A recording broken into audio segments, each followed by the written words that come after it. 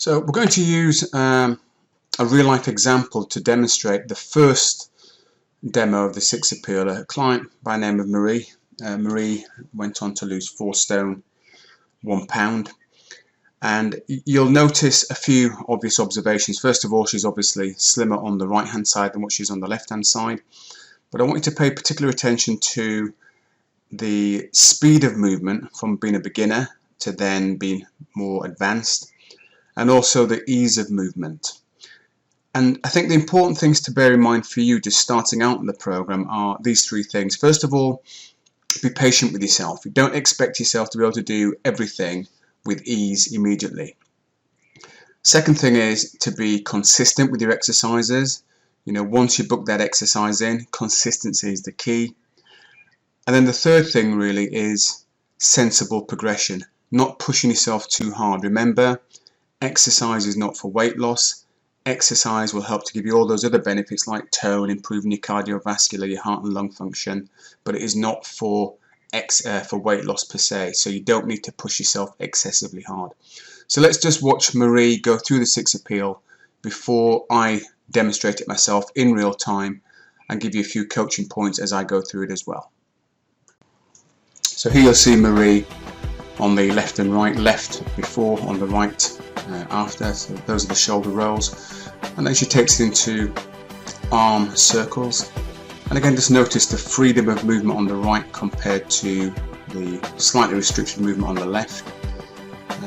Then we're going to rotations, and part of that's down to not being familiar with the exercises, to be fair to Marie. It's not just down to the fact she's not as agile on the left as what she is on the right. Taking it to side lunges. Again, you can see there's more confidence, more freedom of movement there. And then we're going to the squats. You can just notice the depth of squat in comparison between left and right, and the speed as well that I spoke about.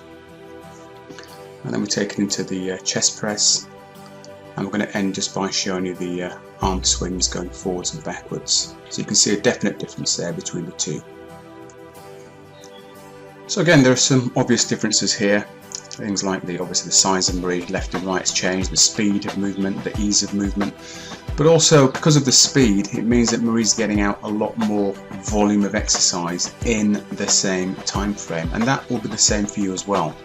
So as you become fitter, you'll be able to do more in the same period of time.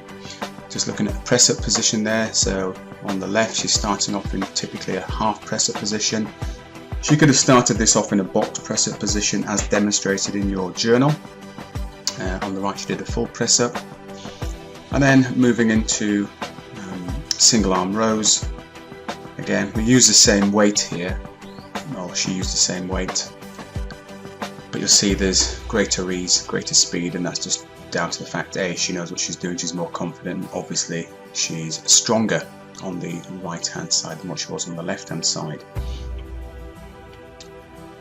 And then when we go into the next exercise, the shoulder press, Marie demonstrates one where she's sat on a bench.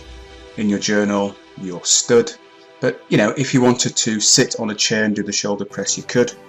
Just gives you a little bit more security, helps with your position in terms of your back. So if you're not too sure, then do sit on a chair for the shoulder press. That's perfectly acceptable.